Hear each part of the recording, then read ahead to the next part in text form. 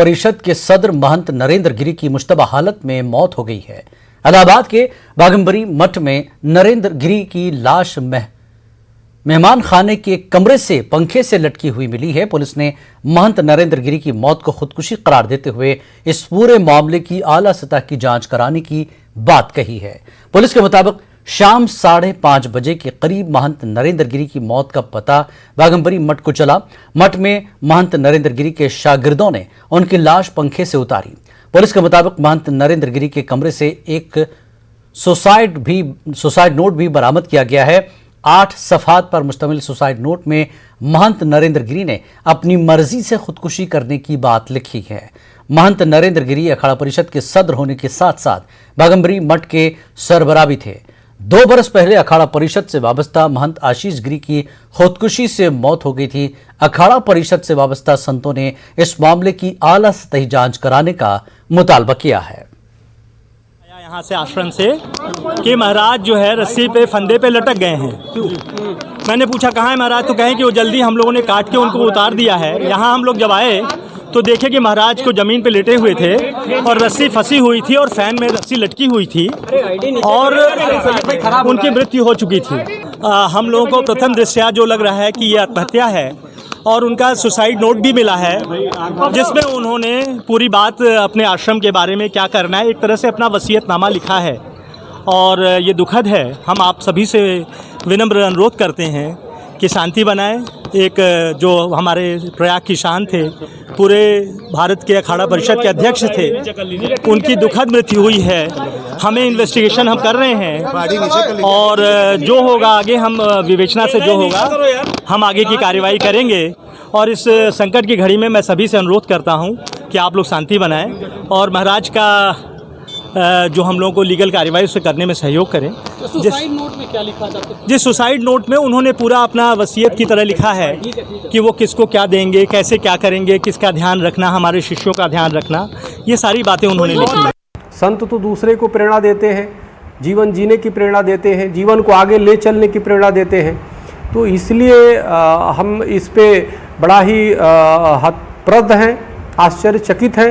ये संत समाज का बहुत ही अपार सनातन धर्म का एक बहुत बड़ा क्षति है। तो इस बहुत बड़ा दुखद समाचार है। तो मैं शासन और प्रशासन से ये मांग करता हूँ कि इसकी निष्पक्षता से जांच की जाए और आखिर उस क्या कारण थे कि पूज्य नरेंद्र गिरी जी अब हमारे बीच में नहीं रहे हैं। उन्होंने सनातन धर्म के लिए बहुत कुछ किया है। संदिग्ध स्थिति में अगर ऐसे अखाड़ा परिषद की जो अध्यक्ष हैं उनकी ऐसी मृत्यु होती है तो वाकई सोचनीय विषय है और मेरी संवेदना उनके साथ में है। परमात्मा से प्रार्थना करता हूं कि उनकी आत्मा को शांति मिले, उनको आत्मा को अपने चरणों में रखें।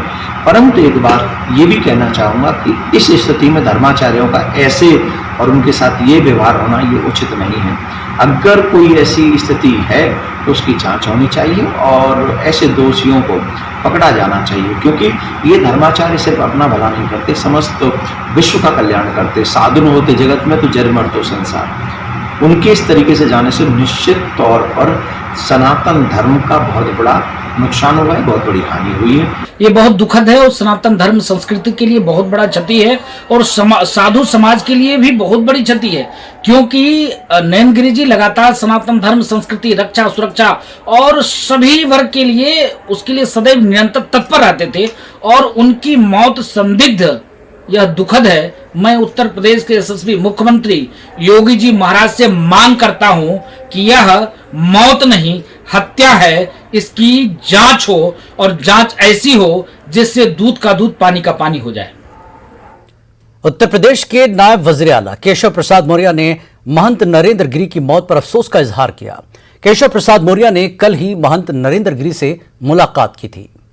चरण बंदन किया, सुबह संगम स्नान करने के बाद आया, महाराज जी के चरण बंदन किया और फिर वो जा करके मुझे श्री हनुमान जी महाराज के दर्शन कराए और दर्शन कराने के बाद आरती कराए और फिर मुझे माला पहनाए और फिर मुझे गद्दी पे ले गए और प्रसन्नता से बातचीत कर रहे थे और अचानक उन्होंने आज आत्महत्या कर लिया है। ऐसे समाचार सुन करके मैं तो जैसे सुना हूँ, बैठा था यहाँ मैं लोगों से मिलने के लिए, मैं एकदम परेशान जैसा हो गया कि पूज्य महाराज जी कैसे अखाड़ा परिषद के हमारे अध्यक्ष थे और अध्यक्ष के रूप में उन्होंने कितनी लड़ाइयाँ लड़ी, किस किस प्रकार की चुनौतियों का सामना किया, किस प्रकार से कुंभ मेले में उन्होंने योगदान दिया, चाहे प्रयाग हो, चाहे नासिक हो, चाहे हरिद्वार हो, मतलब जहाँ पर भी जो कुछ कार्यक्रम हुआ, पूज्य महाराज जी का जाना मैं बहुत छोटी अवस्था से पूज्य महाराज जी के 30 साल से अधिक समय हो गया, लेकिन यह समाचार सुन करके मैं बहुत दुखी हूँ।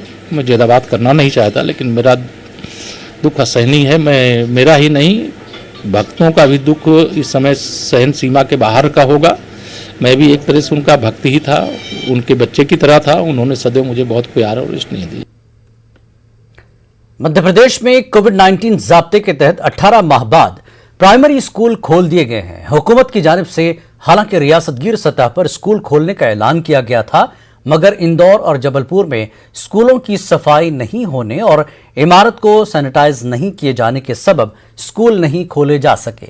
वहीं राजधानी भोपाल और दूसरे शहरों में प्राइमरी स्कूल खोले तो गए, लेकिन स्कूलों में तलबा की तादाद 10% भी नहीं थी। वजीर बराए मेडिकल एजुकेशन विश्वास सारंग ने स्कूल जाकर न सिर्फ जायजा लिया, बल्कि तलबा में चॉकलेट और टॉफी भी तकसीम की। आज से प्राइमरी क्लासेस भी शुरू हुई हैं और सरकार की ओर से यही निर्देश दिए गए हैं कि सभी जगह कोरोना प्रोटोकॉल का पूरा ध्यान रखा जाए, सोशल डिस्टेंसिंग का पालन हो, सभी बच्चे मास्क लगाएं, आधी कैपेसिटी के 50% ही बच्चे क्लास में आए, ये तो सुनिश्चित किया ही। और उसके साथ ये भी निर्देश दिए हैं कि अभिभावक ही निर्णय लें कि उनको अपने बच्चे को भेजना है या नहीं भेजना। आज इसीलिए हमने देखा, पहला दिन था, सभी तरह का कोरोना प्रोटोकॉल का ध्यान रखा जाए, इसको सुनिश्चित किया गया। कोरोना के खिलाफ जंग में सबसे मौसर हथियार वैक्सीन है। मुल्क भर में टीकाकारी का काम जोरों शोर से जारी है। हजारों मराकज़ पर टीके दिए जा रहे हैं ताकि लोगों को जानलेवा कोविड से बचाया जा सके। मुल्क की आवाम का भरपूर ताउन ही भी हर जगह इंतजामिया को मिल रहा है, लेकिन बाज नासमझ लोग अब भी वैक्सीन लेने से कतरा रहे हैं। और वैक्सीन लेने से कतराने वाले ऐसे ही एक शख्स का वीडियो वायरल हुआ, जिसमें एक शख्स वैक्सीन लेने से आनाकानी कर रहा है, जबकि दूसरे लोग उसे समझाने की कोशिश कर रहे हैं और वैक्सीन लेने की तरगीब दिला रहे हैं।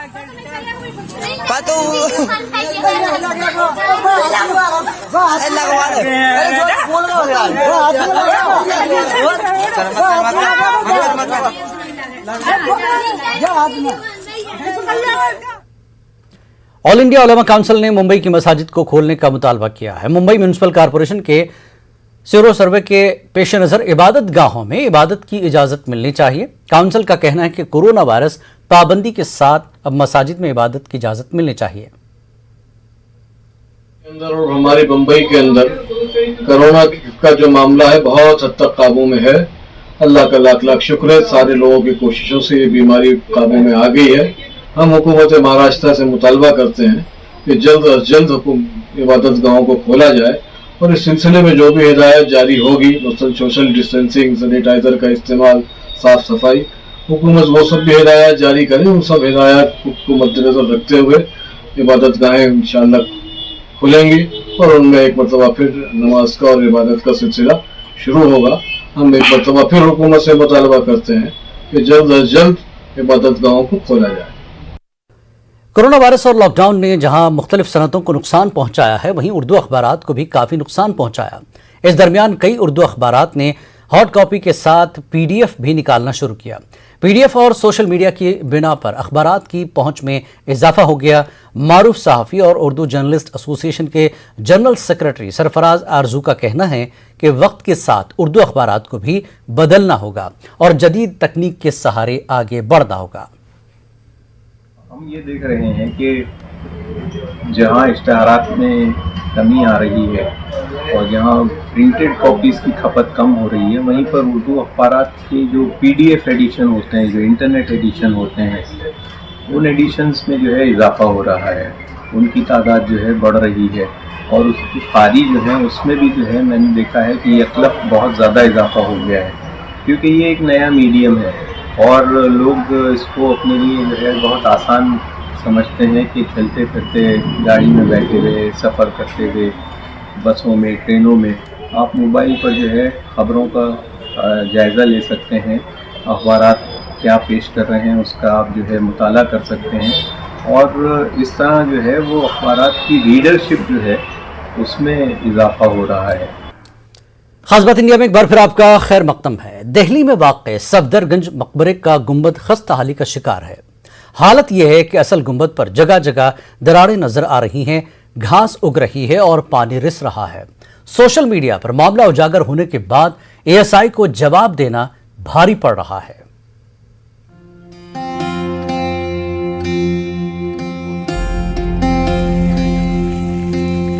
(1753) में तामीर हुए सफदरगंज मकबरे को तकरीबन 267 बरस हो चुके हैं। ये शानदार इमारत आज भी अपने वक्त की कहानी बयान करती है, लेकिन 250 बरसों से इमारत की देखभाल ना होने की वजह से ये हालत हो गई है कि मरकजी गुंबद के ऊपर खिसकते पत्थर, पड़ती दरारें साफ नजर आती हैं। सफदरगंज मकबरे के कैंपस के अंदर मौजूद मोती महल की हालत को देखकर अंदाजा हो जाता है कि ठीक से देखभाल नहीं की जा रही है। मकबरे के अंदर बनी मस्जिद को देखिए, किस तरह इसका पत्थर गायब हो गया है और इसके अंदर सुराख हो गया है। इस मस्जिद में सिर्फ जुमे की नमाज अदा करने की इजाजत मिलती है। मकबरे की खस्ता हाली को उजागर करने वाले मारूफ तारीखदां एस इरफान हबीब का कहना है कि इन्होंने आर्कियोलॉजिकल सर्वे ऑफ इंडिया की तवज्जो इस जानिब मबजूल करवाई है। तो ये जो पुराने स्ट्रक्चर्स हैं, जो खास तौर से जो गुंबद है उसके अंदर क्रैक्स आप देख सकते हैं, खुलेआम मतलब साफ दिखाई दे रहे हैं, वो उसमें घास बाहर निकल रही है।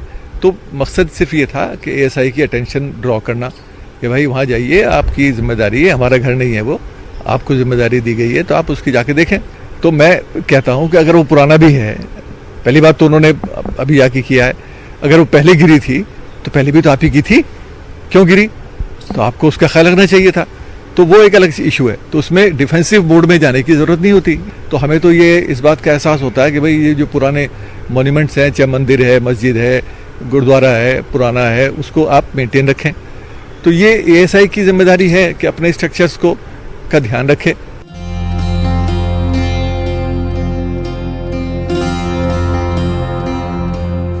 वहीं दूसरी जानिब आर्कियोलॉजिकल सर्वे ऑफ इंडिया से जुड़े अफसरों का कहना है कि मरम्मत और देखरेख का काम पूरे साल चलता रहता है। बरसात की वजह से काम रुक गया था, लेकिन अब फिर से काम शुरू कर दिया गया है। न्यूज़ 18 उर्दू के लिए दिल्ली से खुर्रम शहजाद की रिपोर्ट। मध्य प्रदेश में 27% ओबीसी रिजर्वेशन के मामले में जबलपुर हाईकोर्ट ने रोक को बरकरार रखा है। जबलपुर हाईकोर्ट में आज होने वाली समाअत में हालांकि उम्मीद थी कि अदालत 27% ओबीसी रिजर्वेशन पर अहम फैसला सुनाएगी, मगर अदालत ने सभी फरीकैन को सुनने के बाद 27% ओबीसी रिजर्वेशन पर रोक को बरकरार रखते हुए अगली समाअत 30 सितंबर को मुकर्रर की है। वहीं दूसरी जानिब हुकूमत ने जिन 3 मामलों पर अदालत ने 27% ओबीसी रिजर्वेशन पर रोक को बरकरार रखा है, उसको छोड़कर बाकी शोबों में 27% ओबीसी रिजर्वेशन के निफाज के अपने अहद की वकालत की है। भर्ती प्रक्रिया चाहे नौकरियों में हो, चाहे एडमिशन में हो, इन 3 मामलों में 14% के हिसाब से होगा।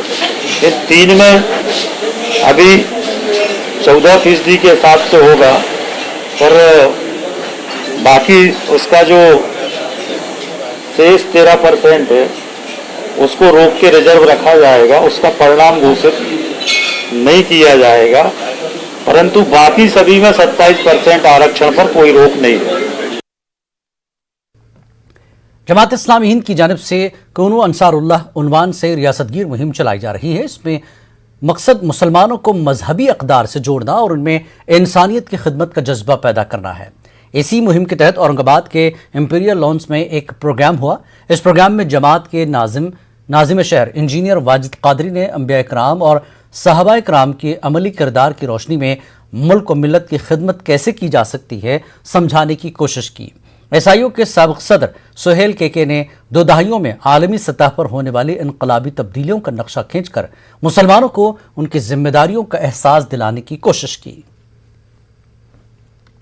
यही है कि इस पिछले 20 साल में पूरा दुनिया में एक तरह से नफ़रत फैला हुआ है और आपस में बगावत करना, नफ़रत का एक राजनीति पूरा दुनिया में, ख़ास तौर पर मेजर डेमोक्रेसीज़ में इंक्लूडिंग इंडिया चल रहा है। उसका जो इस वक्त में ख़ास तौर पर एंटी मुस्लिम प्रोपेगेंडा के तौर पर ही दुनिया भर जो चल रहा है, उसमें मुसलमान का क्या जो है एंटीडोट होना चाहिए, हमारा क्या अमल होना चाहिए। उसमें यही बताया कि जो आप अगर दिफा अच्छाई के साथ करेंगे तो आपका सबसे बड़ा जो दुश्मन है आपका खास दोस्त बन जाएगा। मसाजिद को इबादत के साथ साथ तालीमी और समाजी सरगर्मियों का मरकज बनाया जाए। मस्जिद के अतराफ रहने वाले गरीब यतीम खानदानों का सर्वे किया जाए। बेंगलुरु के शामना गार्डन में जामा मस्जिद की नई इमारत के इफ्तिताह के मौके पर उलमा इकराम ने इन ख्यालात का इजहार किया। शेड नुमा मस्जिद की जगह खूबसूरत कसीर मंजिला इमारत तामीर की गई है। तमाम तर सहूलियात से आरास्ता इस मस्जिद में एक साथ 2500 मुसल्ली नमाज अदा कर सकते हैं। इस मस्जिद का इफ्तिताह कर्नाटक के अमीर शरीयत मौलाना सगीर अहमद रशादी की दुआओं के साथ अमल में आया। अहम बात यह है कि 14 साल कबल एक हिंदू खातून की अराजी खरीद कर मकामी मुसलमानों ने इस मस्जिद की बुनियाद रखी थी।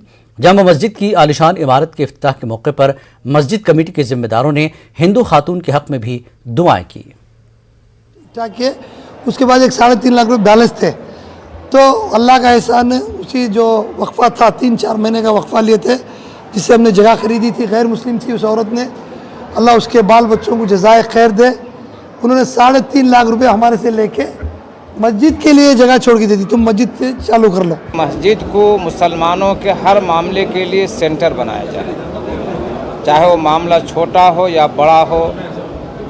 मुसलमानों के जितने मसाइल हैं, मस्जिद के अदब और एहतराम का लिहाज करके मुसलमानों के हर मामले का मस्जिद को सेंटर बनाना आज के वक्त की मौजूदा हालात में इंतहाई सख्त ज़रूरत है। वो बेवाएँ, वो यतीम बच्चे जो तालीम से दूर हैं या मजबूर हैं, उनकी ज़रूरतों में आप मुआविन व मददगार होंगे और पूरी कमेटी काम करेगी। इन्होंने ये अहद लिया है। जैसे हज़रत उमर फ़ारूक एक एक घर ज़रूरतमंद तक पहुंचकर उसकी ज़रूरत को पूरा किया करते थे, ये पूरी कमेटी मिलकर इंशाअल्लाह ज़रूरतमंदों की ज़रूरत को पूरा करेंगे। यहाँ के इस मोहल्ले के लोग बहुत ही ज़्यादा अपनी खुशी का इजहार कर रहे हैं कि इस मोहल्ले में इस मस्जिद की तामीर नौ हुई और एक शानदार मस्जिद खड़ी हो गई है। इसमें इंशाअल्लाह ये लोग पूरे इत्मीनान और चैन सुकून के साथ मुत्तहिद और मुत्तफ़िक़ होकर अल्लाह के सामने खड़े होकर अल्लाह की बड़ाई और अल्लाह की किबरियाई बयान करेंगे। नांदेड़ शहर की आबादी में हो रहे इजाफे को देखते हुए जहां एक तरफ रिहायशी बस्तियों में इजाफा हो रहा है, तो वहीं दूसरी तरफ शहर के मुख्तलिफ इलाकों में तदफीन के लिए नए कब्रिस्तान की भी तशद्दीद ज़रूरत है महसूस की जा रही है। ऐसी ही ज़रूरत शहर के कसीर मुस्लिम आबादी वाले इलाके सादत नगर में महसूस की जा रही है। किसी मैयत की तदफीन के लिए मकामी लोगों को नई आबादी के कब्रिस्तान का रुख करना पड़ता है। मकामी लोगों की जानिब से नांदेड़ म्यूनसिपल इंतजामिया से एक लंबे अरसे से कब्रिस्तान के लिए जगह फराहम करने की मांग की जा रही थी। आखिरकार मकामी मुसलमानों का ये देरीना मुतालबा मंजूर हो चुका है। आज बाज़ाब्ता एक तकरीब के दौरान सादत नगर के नए कब्रिस्तान के लिए जगह मुख्तस कर दी गई। यहाँ कब्रिस्तान का बोर्ड भी नस्ब किया गया है। कब्रिस्तान के लिए नांदेड़ म्यूनसिपल कॉरपोरेशन इंतजामिया ने जगह फराहम की है। रायबोले साहब, संदीप सोन कामड़े, विट्ठल पाटिल डग, उमेश चौहान और यहाँ के जो भी हमारे अशोक काकंडेकर, ये सब लोगों ने मुस्लिम कब्रिस्तान के लिए मेरे साथ सब लोगों ने मदद की है। ख़ास तौर से रायबोले साहब ने जो पाठ पुरावा किए, इसकी वजह से यहाँ आज कब्रिस्तान की बहुत शदीद ज़रूरत थी। अल्लाह के करम से हमारे नेता अशोक राव चौहान साहब, डीपी सावंत साहब, ये लोगों की मेहरबानी से यहाँ पर कब्रिस्तान की जगह। मालेगांव शहर की मजलिस अबनाए कदीम मदरसा इस्लामिया की जानिब से तीसरा अजीमुश्शान मुसाबका अज़ान व तजवीद का इनकाद किया गया, जिसमें शहर के सभी मदारिस के तलबा ने हिस्सा लिया। पहले 10 वो तलबा जिन्होंने अच्छे नंबरात हासिल किए, उन्हें इनामात से नवाजा गया। मसाजिद के मुअज्जिनीन को उनकी तरबियत के लिए इस तरह के मुसाबकात में या तरबियत के प्रोग्रामों में दावत दी गई और वो तशरीफ़ लाए, क्योंकि अमलन तो वही अज़ान देते हैं, उनकी अज़ान दुरुस्त हो ये बहुत ज़रूरी है। ये हमारा बहुत बड़ा कसूर है, कोताही है कि हमारे मस्जिदों के जो मुअज्जिन हैं उनकी अज़ानें उतनी मेयारी नहीं हैं जितनी। रायचूर में यौम असातिज़ा की मुनासिबत से doctor Mohammad Hussain education trust के ज़ेर एहतमाम उर्दू के फ़रोग़ के लिए नुमाया खिदमत अंजाम देने वाले टीचरों और उम्दा मुजाहरा करने वाले उर्दू मीडियम हाई स्कूल के तलबा को तहनीत पेश की गई। इस मौके पर आंध्र प्रदेश के कड़पा की मारूफ समाजी खिदमतगार डॉक्टर नूरी परवीन ने मेहमान खुसूसी की हैसियत से शिरकत की। तहनीती प्रोग्राम में मकामी, मिली, सियासी व समाजी रहनुमाओं ने शिरकत की। डॉक्टर नूरी परवीन ने खिताब करते हुए तलबा को मकसद ज़िंदगी गुजारने पर जोर दिया। अल्लाह ताला करे सो 10 रुपए की सर्विस की वजह से यहाँ तक मैं पहुँची। सो आप लोग को मैं क्या गाइड करूँ, बोले तो मैडम ये हम लोग की बेटी से ले लेंगे 10 रुपए। No no no no, you have to make it your own style. उसका देखिए। शायरी के मैदान में औरंगाबाद के नौजवान शोरा भी अपनी सलाहियतों का लोहा मनवा रहे हैं। अंजुमन अहल कलम की जानिब से मुनक्कदा शेर नशिस्त में नौजवान शायरों ने उस्ताद शोरा की मौजूदगी में कलाम पेश करके खूब दादो तहसीन हासिल की। मारूफ शायर कमर एजाज की सदारत में मुनक्कदा इस मुशायरे में 1 दर्जन से ज्यादा नौजवान शायरों ने अपना कलाम पेश किया। मारूफ शायर कासिम इमाम ने नौजवानों की हौसला अफजाई के लिए खुसूसी तौर पर मुशायरे में शिरकत की और नौजवानों की हौसला अफजाई की। अंजुमन अहल कलम की सदर फिरदौस फातिमा ने कहा कि अंजुमन की 2 साला काविशों के नतीजे में नए कलमकारों की एक खेप तैयार हो चुकी है। 30 नए लिखने वाले ऐसे हैं कि जिनमें कुछ तलबा बेहतरीन शायरी करते हैं, कुछ तालिबात बेहतरीन अफसाने लिखती हैं, कहीं किंवा वो तालिबात अफसाने लिखते हैं, लेकिन वो मंजर आम पे आने से डरते हैं, वो घबराते हैं।